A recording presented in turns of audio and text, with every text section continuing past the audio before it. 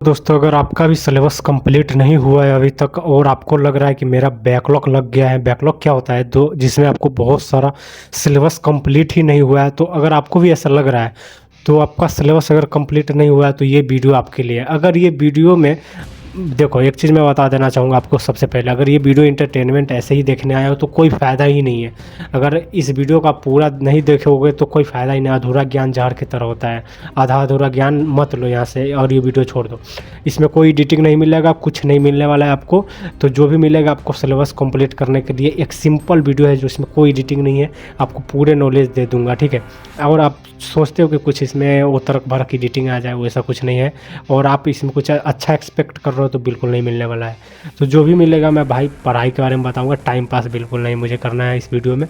इसलिए आपका एक तो टाइम कम है, दूसरा बात ये चमक धमक वाला वीडियो नहीं बनानी। और तीसरा, ये जो मैं बता रहा हूँ ना, ये पूरे आपको 1.5-2 महीने में आपका सिलेबस क्लियर करने पर जोर देगा ये वीडियो। तो आप जो है इससे बेहतर तरीक़ा से अपना जो है कंप्लीट कर सकते हो अपना वीडियो। ये देख करके अपना जो है सिलेबस क्लियर कर सकते हो। तो देखो, अगर आप फालतू टाइम वेस्ट करना चाहते हो तो ये वीडियो मत देखो। कॉपी पेन लेकर के बैठो, जितने पॉइंट मैं बताऊंगा उसको नोट करते चलो, ठीक है। ऐसे ये वीडियो देखने से कोई फ़ायदा ही नहीं है। तो चलो हम इस वीडियो में आपको बताएंगे 10 ऐसे चीज़ें जिसको कर कर के आप अपना सिलेबस क्लियर कर सकते हो। ये 10 चीज़ सुन कर के ये मत सोचो कि यार सिर्फ नॉलेज है, बिल्कुल नहीं। आपको इसको रियल में करना है, देखना बहुत काम आएगा। नहीं काम आएगा इस वीडियो में कमेंट करके मुझे बताना। और लास्ट में ये वीडियो देखो, उसके बाद तुम लास्ट में बताना कि भैया ये कितना काम का है। जिस दिन तुम्हें फ़ायदा थोड़ा भी लगे ना, उस दिन आ करके वापस इसी वीडियो में तुम मुझे कमेंट करके बताना, ओके। तो फिलहाल मैं अभी 10 ऐसे चीज़ जो है, सुबह सुबह का समय है, मैं आपके लिए वीडियो रिकॉर्ड कर रहा हूँ, ठीक है। और इस चैनल पे अब डेली 5 बजे वीडियो आएगा। तो चलो बिना टाइम पास किए मैं आपको बताता हूँ। इस चैनल को सब्सक्राइब जरूर कर लेना, अगर वीडियो तुम्हें अच्छा लगेगा तो करना, ठीक है। ऐसे मत करना। अच्छा क्या लगेगा आपको, अगर हेल्पफुल लगेगा तो। देखो, सबसे पहले 10 मास्टर चीज़ मैं आपको बता देता हूँ। मास्टर प्लान जो है हमने बनाया है और हमारा खुद बैकलॉग लगा हुआ था और खुद हमने कवर किया है। और तुम्हें विश्वास नहीं होगा, 3 महीने पढ़ाई करके मैंने खुद 70% से ज़्यादा मार्क्स लाए हैं। और उसका भी प्रूफ मैं कभी दिखा दूंगा तुम्हें, वीडियो में ही ला करके असली वाला पेपर दिखाऊंगा तुम्हें, ठीक है। तो पहले है तो ये है कि भाई हमें अपना सिलेबस क्लियर करने के लिए अभी क्या करना पड़ेगा। तो आपका कंडीशन क्या है? कंडीशन आपको चेक करना है कि आप किस कंडीशन में हो। कंडीशन आपका अभी बिल्कुल जीरो वाला है, या फिर अभी आपने पढ़ाई ही शुरू नहीं किया है, या फिर आपने पढ़ रहा है, अपने कोचिंग में आपका पढ़ाई चल रहा है लेकिन आपका जो है बहुत सारा बैकलॉग लगा हुआ है। मतलब आपने कोचिंग कंटिन्यू नहीं किया, या फिर आपने नोट नहीं बनाया, या फिर जो भी हो, जैसा भी प्रॉब्लम हो, आपको पता होगा ना आपका प्रॉब्लम कि भाई मेरा किस तरह का प्रॉब्लम है। अपने जीरो से आप जीरो, बिल्कुल जीरो वाला, या फिर कोचिंग जाते थे बस कवर नहीं, आपको याद नहीं है, या फिर आपने नोट नहीं बनाया है, या फिर आपके पास वो क्या बोलते हैं फेयर कॉपी नहीं है जिसमें आपका हर चीज़ हो। तो सबसे पहले हमको ये सब छोड़ देना है। जो भी है हो, आपका जैसा भी कंडीशन हो, ये सब कंडीशन में ये वीडियो काम आने वाला है। तो मैं आपको जो बता रहा हूँ ना, उस पर सिर्फ ध्यान दो। देखो, अभी से जो समय आपके पास बचा हुआ है वो लगभग 6 महीने के आसपास बचा हुआ है, ठीक है। ज़्यादा या कम हो सकता है थोड़ा बहुत। और 6 महीने में हम पूरा सिलेबस को कवर करने की कोशिश कैसे करेंगे, ये वीडियो में हम पूरा आपको जानकारी दे देंगे। सबसे पहले हमें ये करना है कि जो 6 महीना बचा हुआ है उसको हमें डिवाइड करना है। डिवाइड कैसे करना है? तो 2 महीने में हमें सिलेबस क्लियर करना है। 2 महीने में, हाँ भाई 2 महीने में क्लियर करना है आपको। आप अगर कोचिंग में पहले से पढ़ते थे तो आपके लिए तो भाई कुछ तो है, आपके पास नॉलेज है, या फिर अपने कॉन्सेप्ट तो समझा हुआ है ना कोचिंग में जा करके। ऐसा थोड़ी कि वहाँ पे आपने टाइम पास कर लिया, कुछ तो आपके पास होगा। जो जीरो वाले हैं उसको 2 महीने में करना है। कैसे करना है? अगर आप ऑनलाइन पढ़ते हो या फिर कहीं से, यूट्यूब पे भी बहुत सारा आपका 10th-12th का यूट्यूब टीचर पढ़ाए हुए फ्री में मिल जाएगा आपको यूट्यूब पे ही, जो कि टीचर लाइव पढ़ाए हुए हैं। या फिर आप पेड बैच ले लो, वहाँ से भी कर सकते हो। या फिर ऑफलाइन में तो थोड़ा सा मुश्किल होता है भाई सिलेबस क्लियर करना। तो अगर आप ऑनलाइन में भी जुड़े हुए हैं तो भाई ऑनलाइन से जो भी वीडियो है, जितना छोटा हुआ है आपका, जो समझ में आ रहा है उसको 1.5x पे देखो। पहला टिप्स यही है कि 1.5x मतलब 1.5 गुना पे। अगर कोई वीडियो 1 घंटा का है तो आप उसको 45 मिनट में कर सकते हो 1.5x पर। तो पहला तो यही है कि भाई उसको थोड़ा फास्ट देखो, जहाँ पे समझ में आ रहा है उसको क्लियर करो, जहाँ पे नहीं समझ में आ रहा है थोड़ा बैक स्किप करके देखो, जो ठीक है। और दूसरा ये है कि भाई आपको हाई वेटेज चैप्टर करने हैं। हाई वेटेज चैप्टर क्या होता है? अब मान लो 15 चैप्टर है, और 15 चैप्टर में से जो जो इम्पोर्टेंट चैप्टर वो सबको हम पहले करेंगे। अब वो इम्पोर्टेंट किसको बोले, कैसे बोले, तो इम्पोर्टेंट वो होता है जो जिसमें से बिहार बोर्ड या फिर कोई भी board, UP board, Rajasthan board या फिर कोई भी बोर्ड हो, कोई भी एग्जाम हो, वो सबसे ज़्यादा नंबर के क्वेश्चन पूछते हैं। जैसे कि कुछ चैप्टर हैं, जैसे विद्युत धारा है ना, विद्युत धारा जैसा चैप्टर है, और मैथ में भी बहुत सारा अलजेब्रा वगैरह है, ट्राइगोनोमेट्री है, इस सब में से बहुत ज़्यादा क्वेश्चन आते हैं। और ये सब चैप्टर जो है ना पूरा वजन रखता है पूरे एग्जाम में, पूरा मतलब समझो तो इसका एक दबदबा होता है। इस तरह के चैप्टर को आपको क्लियर करना है। क्लियर करने के लिए हमें, मैंने बोला ना, यूट्यूब से कर सकते हो, आप बैच लेकर के कर सकते हो, और क्रैश कोर्स भी आने वाला है, तो उसका इंतज़ार मत करो, शुरू कर दो। ठीक है, एक टाइम टेबल फिट करो, डेली कितना घंटा कौन सा सिलेबस पढ़ना है, इस तरह से टाइम टेबल सेट करो और उससे सबसे पढ़ो। और ज़्यादा कठिन जो विषय है उसको थोड़ा आप स्पेशल समय दो, खाली एक्स्ट्रा 1 घंटा पूरे दिन में दो, उसको इस तरह से कवर करो।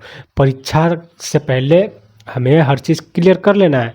2 महीने में हमें ये क्लियर करना है, उसके बाद आपको रिवीजन करना है, उस पर भी वीडियो बाद में आएगा, पहले आप सिलेबस तो क्लियर करो। और भाई बिना डरे आप करो, बिल्कुल। हर साल बहुत सारे स्टूडेंट इस तरह से फंसते हैं, और हर साल स्टूडेंट अपना बैकलॉग भी क्लियर करता है, और जिसमें से ये सब टेक्निक जरूर शामिल होता है, गारंटी है कि होता है। अब गारंटी किससे है भाई, वो करता है, आप जाकर के पूछोगे तब तो पता चलेगा ना। किसी न किसी रूप में यही सब चीज़ काम कर रहा होता है जो मैं आपको बता रहा हूँ। तो भाई इसको हल्के में मत लो, मैं जो बोल रहा हूँ उतना करो। ठीक है, अगर आपका बैकलॉग लगा हुआ है, आपका बहुत सारा पिछड़ गया, आप पीछे हो गए हैं, छूट गया हुआ है, तो बिल्कुल मत डरो यार। 6 महीने टाइम कम थोड़ी होता है, कौन सा आपको पहाड़ चढ़ना है। अभी आप जो कर रहे हो ना वो पता, 12th के सामने अगर आपका विषय देखा जाए 10th वालों का, तो बिल्कुल 10% है। और जहाँ पे मैं हूँ ना, वहाँ पे ये जो सिलेबस है 12th का 10th का, ये सब तो 10%, 20-30% में 12th आ जाता है। थोड़ा सा ज़्यादा है भाई, 12th में थोड़ा ज़्यादा होता है, तो इस तरह से है। और आप 11th में तो फिर तो आपको ठीक ही है, फिर तो आपको तो कोई ज़्यादा टेंशन नहीं लेने का है। आपको 12th का भी समय है, 12th में भी आप कुछ 11th का कोर्स कर सकते हो, 11th में भी, 10th में, 11th में भी कर सकते हो। तो ये वीडियो सबके लिए है। तो पहले तो आपको जो करना है, स्मार्ट चीज़ को करना है। स्मार्ट चीज़ क्या हो गया, हाई वेटेज चैप्टर को जितना जल्दी हो सके पहले क्लियर कर लो। हाई वेटेज चैप्टर कैसे पता चलेगा, आप कहोगे कमेंट करके तो मैं आपको दे दूंगा। मैं अपने टेलीग्राम पे, चैनल पे जाना, टेलीग्राम का लिंक मिल जाएगा, वहाँ से ज्वाइन कर लेना, ग्रुप ज्वाइन कर लेना। वहाँ पे कमेंट कर देना, तो मैं आपको हर हाई वेटेज चैप्टर का लिंक दे दूंगा। लिंक नहीं यार, पीडीएफ ही दे दूंगा, या फिर फोटो भेज दूंगा, कौन सा चैप्टर, कौन सा विषय में कौन सा चैप्टर है। या फिर सबसे आसान मेरे, अगर आपको लगता है कि यार मेरे से जवाब लेट हो सकता है, या फिर आपको खुद से करना है, तो इसमें आप क्या कर सकते हो, आपको जाना है एआई के पास, और उसको अपने बोर्ड के बारे में बताओ, जो भी बोर्ड से हो, बिहार, यूपी, राजस्थान वगैरह वगैरह, मध्य प्रदेश, जो भी हो, जो भी एग्ज़ाम का आपका तैयारी चल रहा हो, उसका सिलेबस बताओ उसको, एआई को, और हिंदी में बोलो जवाब देने के लिए, और बोलो कि इस विषय का मुझे हाई चैप्टर, जिसमें सबसे ज़्यादा क्वेश्चन पूछे जाते हैं, उन चैप्टर को सबसे ऊपर रखो, बाकी उस तरह से सबको घटते क्रम में सजा दो। इस तरह से आपको ये पता चलेगा कि ये चैप्टर पहला नंबर वाला सबसे ज़्यादा नंबर का है, सबसे ज़्यादा नंबर का सवाल इसी से आता है, उसके बाद दूसरा नंबर से आता है, उसके बाद तीसरा नंबर से आता है।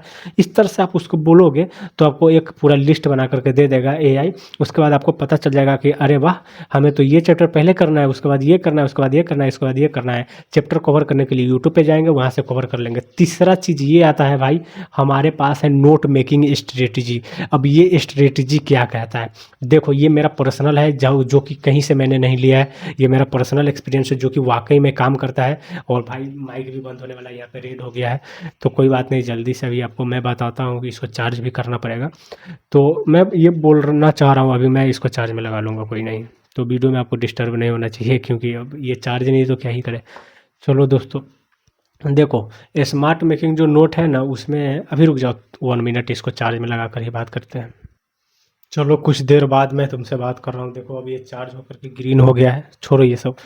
देखो आगे नोट में मैं ये बताना चाह रहा हूँ, अगर आपको कोई चीज़ का परिभाषा याद है, आपने जो चीज़ याद कर लिया, जो चीज़ आप खुद से पूछो, जैसे कि ये मान लेते हैं, एक एग्जाम्पल लेते हैं, विद्युत धारा का परिभाषा हमें चेक करना है कि हमें याद है या नहीं है याद।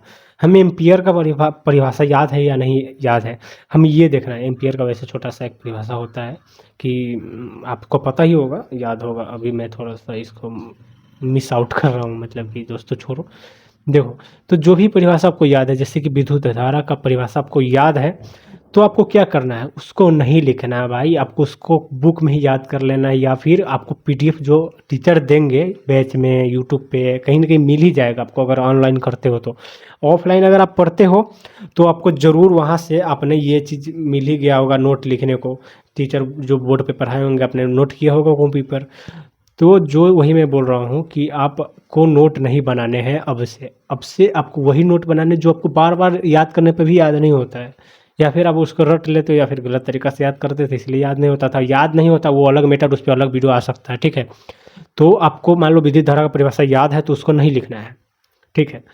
तो इस तरह से हमें स्मार्ट चीज़ यही होता है कि भाई हमें जो चीज़ याद है उसको नहीं लिखेंगे, जो चीज़ याद नहीं है उसको लिखेंगे, ताकि उसको बार बार हम याद कर पाए। कॉपी में लिखते ही क्यों है आपको ये पता है पहले? जब हम कॉपी में इसलिए लिखते हैं ताकि उसको घर पे जाके रिवाइज कर सके, उसी कॉपी को देख करके बार बार हम रिवाइज करके दिमाग में ज्ञान को डाल सके। और दिमाग में ही असली ज्ञान होना चाहिए, ना कि कॉपी पर। कॉपी तो आज है बिहान नहीं रहे, कल नहीं रहेगा। कॉपी आज है परसों नहीं रहेगा, लेकिन दिमाग में जो डाटा एक बार चला गया ना भाई, वो हमेशा रहेगा, अगर सही तरीका से गया है तो भाई हमें कॉपी पर लिख करके टाइम बर्बाद नहीं करना है, क्योंकि कॉपी पर लिखने से बहुत ज़्यादा टाइम बर्बाद होता है, बहुत ज़्यादा बर्बाद नहीं होता है। अगर आपके पास टाइम है तो अभी से लिखोगे तो इसको बर्बाद ही बोला जाएगा, स्मार्ट में नहीं आएगा फिर। तो हमारे पास अभी से टाइम नहीं है कॉपी पर लिखने का। हाँ, लेकिन बिल्कुल भी नहीं लिखने का गलत बात है, मतलब ये नहीं कि बिल्कुल भी छोड़ देंगे, ऐसा नहीं करना है। जो चीज़ आपको याद नहीं हो रहा, जो बहुत लंबा परिभाषा जो आपने अभी पढ़ा है उसको लिख लो, और उसी कॉपी को रिवीजन करो बार बार देख देख कर, ठीक है। कॉपी में लिखे हुए चीज़ को रिवीजन करना है। अगर बार बार भूल जाते हो तो जो चीज़ आता है उसको मत लिखो, प्लीज़ मत लिखो, नहीं तो टाइम पूरा बर्बाद हो जाएगा। उसके बाद है एक्टिव करेंट क्लास फोकस। ये क्या होता है भाई? आज मैं बताता हूँ। बैकलॉग, आज का बैकलॉग आज ही क्लियर करना है। जैसे कि मैं ये बताना चाह रहा हूँ कि हमें दो तरीक़ा से पढ़ाई करना है। आज हमने जो पढ़ाई किया है उसको भी हम लोग नोट करेंगे, उसको अलग कवर करेंगे, और बैकलॉग को अलग कवर करेंगे। बैकलॉग मतलब पुराने चैप्टर को अलग से आज ही पढ़ेंगे, और आज वाला पढ़ाई भी आज होगा, पुराना पढ़ाई भी हम आज क्लियर करेंगे। जो कोचिंग स्कूल में पढ़ाया जा रहा है ना भाई, उसको मजबूत रखो। जो कोचिंग में पढ़ाया जा रहा है उसको आके घर पे रिवीजन कर लो, ताकि वो भी बैकलॉग भविष्य में जा करके नहीं बने आपको इस तरह से, ठीक है। पुराने वाले बैकलॉग के चक्कर में आज का दिन खराब नहीं करना है। आज का आप पुराने वाला बैकलॉग को हम अलग अलग टाइम पे क्लियर करेंगे, या फिर आप सिर्फ रविवार को बैकलॉग ही क्लियर करो, ठीक है। चैप्टर को ख़राब नहीं करना है, बहुत अच्छा बात है। आज का जो हमने पढ़ाई किया है और पूरा चैप्टर पढ़ो। अगर मैं तो एक बार बताना चाहूँगा आपको भाई, जो भी आप कर रहे हो ना, जो भी पढ़ाई आप कर रहे हो, उसको एक काम करो आप, पूरा बुक को अभी, पूरा बुक को नहीं यार, जो जो बुक आपको इम्पोर्टेंट लगता है, फिजिक्स वगैरह को मुझे लगता है बुक पढ़ लेना चाहिए। अगर हिस्ट्री वगैरह है आपका तो बुक ही पढ़ो यार, बुक पढ़ने से ज़्यादा अच्छा रहता है कि ऑब्जेक्टिव पूरा अच्छा से बनने लगता है खुद से। और 1.5 गुना पे वीडियो को हमें देखना है, 1x पे वीडियो देखना है। और भाई कॉपी में हमें क्या लिखना है, शॉर्ट नोट के रूप में हमें कुछ चीज़ लिखना है, जैसे कि फार्मूले लिखेंगे, और परिभाषा को छोटा सा, परिभाषा को अगर आपने समझ लिया तो आप ज़रूर छोटा करके लिख लोगे। परिभाषा को हमें कॉपी में छोटा रूप में लिखना है, ना कि बड़े बड़े परिभाषा नहीं लिखना है, ठीक है। और वन शॉट वीडियो देख करके क्लियर करो। जो जो चैप्टर आसान है, जो, और एआई से ही पूछ लो कि भाई कौन कौन सा चैप्टर आसान है। एआई से पूछ लोगे बता देगा कि ये चैप्टर आसान है, इसको आप वन शॉट से कर सकते हो। वन शॉट का फ़ायदा क्या होता है कि 1.5 घंटे से 2 घंटे के अंदर, कभी कभी 1 घंटे में भी, और 3 घंटा तक जाता है ज़्यादा से ज़्यादा, तो उतने ही देर में आपका पूरा चैप्टर ही क्लियर करा दिया जाता है। और उसको देख करके पूरा नोट बना लो, ऑब्जेक्टिव क्लियर कर लो, उसके बाद क्वेश्चन बैंक लगा लो सेम चैप्टर का, उसके बाद टेस्ट भी लगा सकते हो गया क्लियर भाई। इतना आसान है, आसान बोलने में भी, और करोगे सिस्टम से ना तो आसान ही लगेगा, ठीक है। 10-10 घंटे की लंबी लेक्चर और क्लासेस देखने की ज़रूरत नहीं है, और 10-20 लेक्चर करने की ज़रूरत नहीं है एक चैप्टर का। अगर जो आसान लग रहा है, जो कि आपने पढ़ लिया, हाँ भाई बहुत अच्छा बात मैं बोल रहा हूँ, जो चैप्टर आपने पढ़ लिया है पहले, और आप चाहते हो कि, आपको लग रहा है कि अभी मैं भूल चुका हूँ उसको, अब आप चाहते हो कि उसको मैं एक बार और पढ़ने का मौका मिल जाए, तो भाई जाओ यूट्यूब पे उसी चैप्टर का नाम लिखो वन शॉट लेक्चर, आ जाएगा। पूरा देख लो, पुराना आपने जो भी पढ़ा वो भी याद आ जाएगा, और नया पर वो हो जाएगा। एक पेंटिंग हुआ है यहाँ पे, एक बार और पेंटिंग करा देंगे तो चमक जाएगा। बिल्कुल उसी तरह से आपका जो नॉलेज वो इन्हेंस हो जाएगा और चमक जाएगा, ठीक है। लेक्चर लंबा लंबा मत देखो, और लंबा लंबा जो सवाल आपको आता है उसको, उसका कुछ ही स्टेप कॉपी पर लिख करके सोल्यूशन करो। पूरा का पूरा ये नहीं लिखो, सवाल मत नोट करो, उसका दिया गया ये वगैरह मत करो, ठीक है। हमें क्वेश्चन को कंसेप्ट क्लियर के रूप में दिमाग में रखना है, बाकी और कुछ नहीं। बहुत सारा क्वेश्चन है, लाखों क्वेश्चन है, सबको सॉल्व करोगे क्या? हमें क्वेश्चन का पैटर्न जानना है, हमें क्वेश्चन का सॉल्यूशन जानना है, उसका तरीका जानना है कि कैसे बनाया जाता है। उसके बाद क्वेश्चन एलिमिनेशन हैक, ये क्या होता है? हमें कुछ क्वेश्चन को छोड़ना है, कुछ चैप्टर को छोड़ भी देना है। जैसे कि खूब बहुत सारा रचना जैसा चैप्टर है, या फिर 12th में भी होगा, और अब जो भी अलग तरह का पढ़ाई कर उसमें भी होगा। तो अलग अलग जगह पे ना बहुत सारा ऐसा चैप्टर होता है, जिसको कुछ ऐसे चैप्टर होते हैं जो हमें समय नहीं है तो उसको छोड़ देना चाहिए। और बहुत हल्का चैप्टर है, बहुत ज़्यादा नंबर देने वाला चैप्टर है, थोड़ा हार्ड ही है, तो उसको हम करेंगे ना। या फिर कोई चैप्टर हार्ड ही है, उसमें से कम वेटेज का सवाल आ रहा है, तो उसको हम क्यों करेंगे? तो इस तरह से हमें ये चीज़ भी ध्यान रखना है, फालतू के चैप्टर के चक्कर में नहीं पढ़ना। ये नहीं कि हम एक लाइन से ही सब पढ़ेंगे, हम पहले ये चैप्टर करेंगे, ये चैप्टर करेंगे, ये चैप्टर करेंगे, ऐसा बेवकूफ़ी मत करो। हमें ये ज़रूरी नहीं कि सब एक लाइन से सेपरेट तरीका से ही करेंगे, गलत बात है ये सब। ऐसा दिमाग में लगता है और ज़िद हो जाता है, मत करो ऐसे ज़िद्दी, नहीं तो वही रिजल्ट आएगा जो आपका घटिया रिजल्ट होगा। ठीक है, तो आप सिस्टम के अनुसार चलोगे ना। सिस्टम कहता है कि भाई आपको पहले जो हो रहा है उसको क्लियर करो, जो नहीं हो रहा है उसका टेंशन मत लो, बाद में देखेंगे उसको। ठीक है, इस तरह से। तो भाई आपको फालतू के समय मत बर्बाद करो, जो हो रहा है, जो चैप्टर्स क्लियर हो रहा है उसको पहले क्लियर करो, बाद में देख लेंगे ना जो नहीं हो रहा है उसको, इस तरह से। ठीक है, अगर आप ऑब्जेक्टिव का तैयारी कर रहे हो तो उसमें 4 ऑप्शन होते हैं। ऑप्शन जो उसमें हम टिक लगाते हैं, उसमें से 2 फालतू का जो ऑप्शन होता है उसको आप हटाना सीख लो। अब बचेगा 2 ऑप्शन। कोई भी ऑब्जेक्टिव क्वेश्चन होता है, उसमें से अब हमें 2 क्वेश्चन बचता है। ठीक है, अब 2 क्वेश्चन जो बचता है ना भाई, उसमें से 2 क्वेश्चन में से कोई एक आंसर होगा, कोई एक आंसर होगा। उसी दोनों में से कोई जो एक आंसर होगा उस पे हमें गेस करना है, और जो हमने पढ़ा है उसके हिसाब से तो आपको जल्दी जवाब पता चल जाएगा। इसको बोलते हैं क्वेश्चन एलिमिनेशन हैक्स, जो कि आपको पता रहना चाहिए। और ये आपको लास्ट में मैं आपको बताता, इससे पहले कि शुरू में ही बता दिया हूँ, ताकि ये चीज़ कुछ तो हो आपके पास अलग से, ताकि आपका एग्ज़ाम बेहतर तरीक़ा से जाए। आगे आता है भाई इमीडिएट टॉपिक वाइज प्रैक्टिस। अब इसमें क्या है, देखो मैं इसके बारे में आपको थोड़ा डिटेल में बताना चाहूँगा। तो आगे जो मैं लाइन बोलने जा रहा हूँ ना भाई, ये बहुत ही ध्यान से सुनो। देखो, एक टॉपिक क्लियर करो और उसका 5 से 10 PYQ previous year question complete करो। ठीक है, ये क्या होता है? देखो, पूरे पूरे चैप्टर को ख़त्म होने का इंतजार मत करो। एक चैप्टर में बहुत सारा पॉइंट और पॉइंट नहीं, टॉपिक होता है, और उस टॉपिक को हमें पहले क्लियर करना है। मान लो एक चैप्टर में 5 टॉपिक है, पहला टॉपिक हमने पढ़ा, उसको बढ़िया से पढ़ लिया, और जैसे ही हमने बढ़िया से पढ़ लिया उसके हम लोग 5 PYQ कर लेंगे। 5 जितने भी PYQ हैं, ऑब्जेक्टिव क्वेश्चन है, उसको हम लोग रिवीजन करके या फिर दोबारा से हम लोग उसके क्वेश्चन को कर करके क्लियर करेंगे, दिमाग में कॉन्सेप्ट क्लियर हो जाएगा इस तरह से। तो पूरे चैप्टर को भी हमने यहाँ पे पूरे चैप्टर को ख़त्म करने के चक्कर में मत रहो, इससे टाइम भी बर्बाद होगा और वो भी नहीं हो पाएगा। पूरे चैप्टर का पूरे चैप्टर छोटा छोटा हिस्सा में तोड़ करके करोगे, बहुत सारा चीज़ हो जाएगा। ठीक है, यहीं पे मेरा एक रूल आता है भाई, फूट डालो और शासन करो।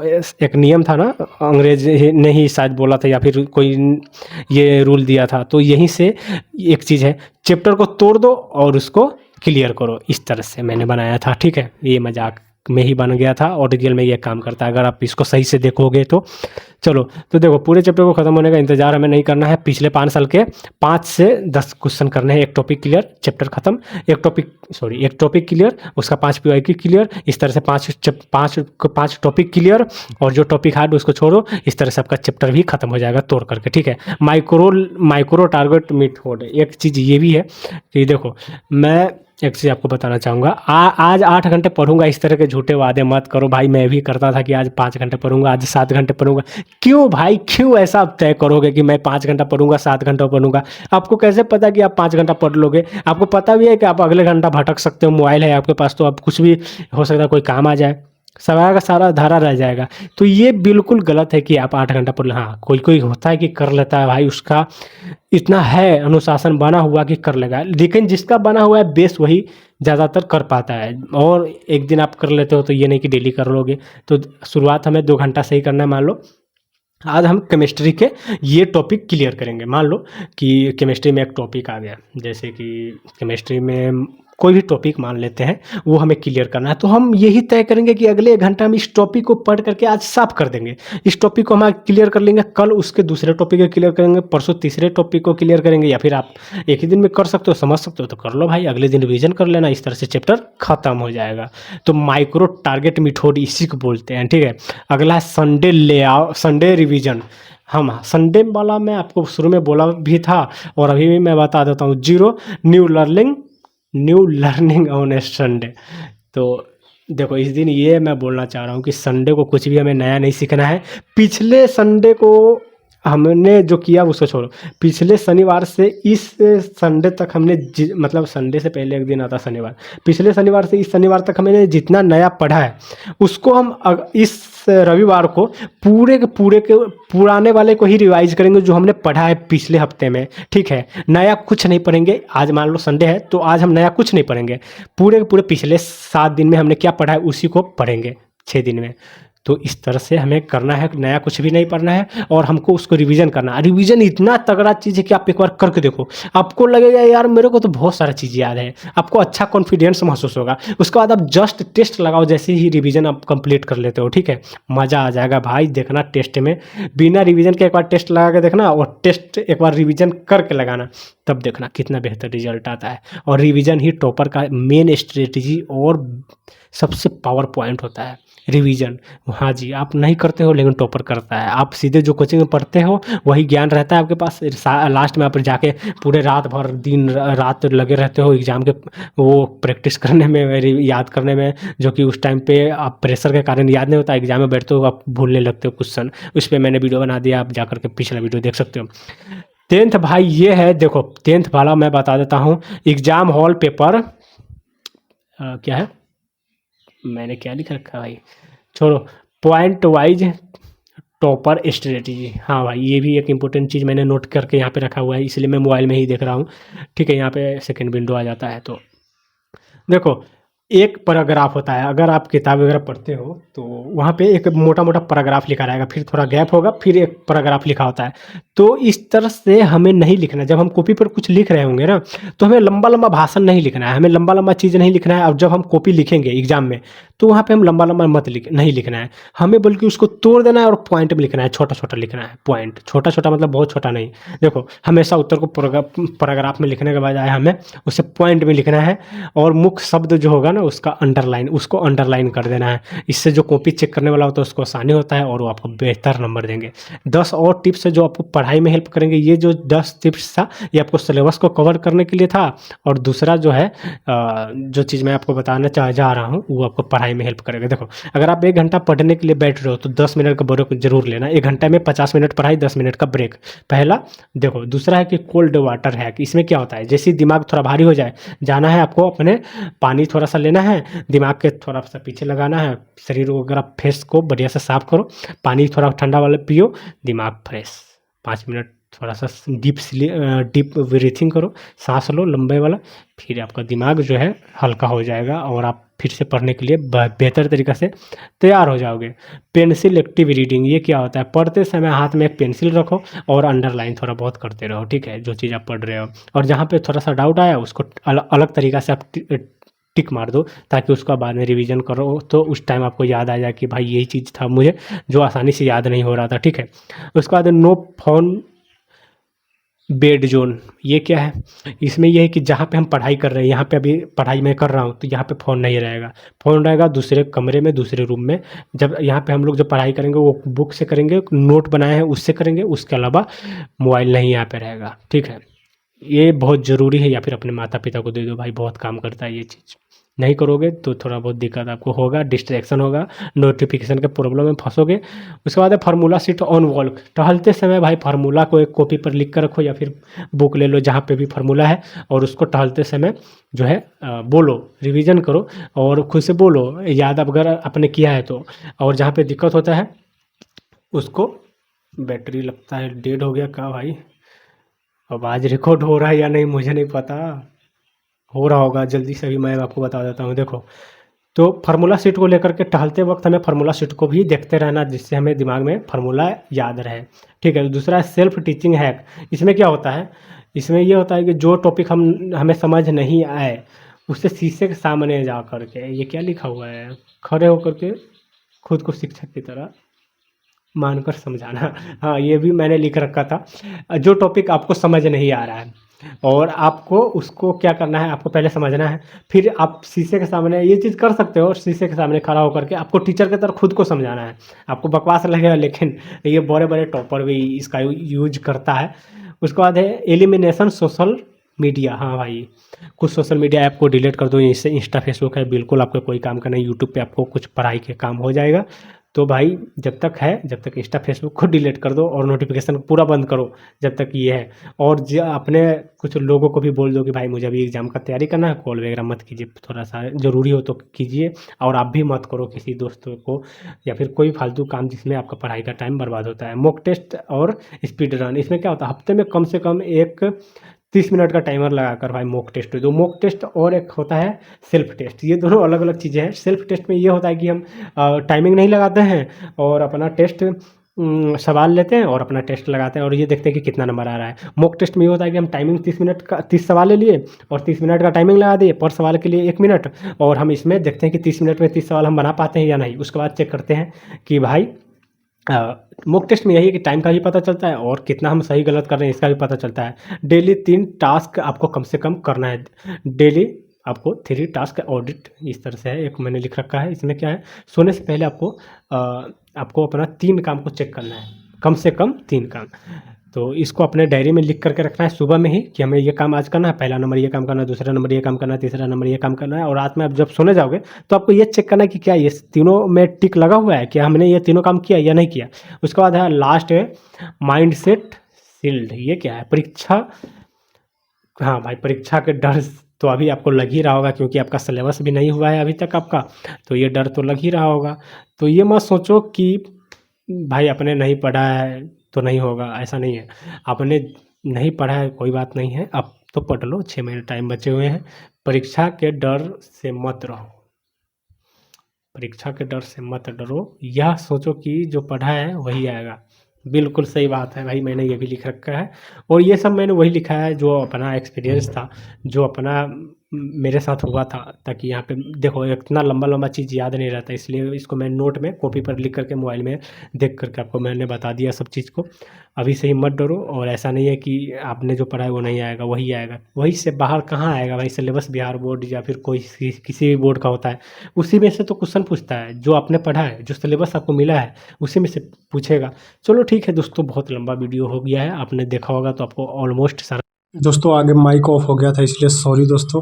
तो मैं आपको ये बोल रहा हूँ, देखो माइक यहाँ पे ऑफ हो गया है, तो आपको मेरे टेलीग्राम को ज्वाइन कर लेना है, टेलीग्राम ग्रुप को। वहाँ पे मैं हो सके तो आपको PDF दे दूँगा, और इस वीडियो में मैंने क्या बताया वो सारा PDF वहीं पे अपलोड हो जाएगा जब आप ये वीडियो देख लोगे तो, ठीक है। नहीं तो आपको AI से ले लेना है, ठीक है, ज़्यादा अच्छा वही रहेगा। और वहाँ पे आप जा कर के ग्रुप ज्वाइन कर लो, चैनल पे जा कर के, उसके बाद चैनल को सब्सक्राइब भी कर लेना, ताकि ऐसे वीडियो मिस आउट ना हो।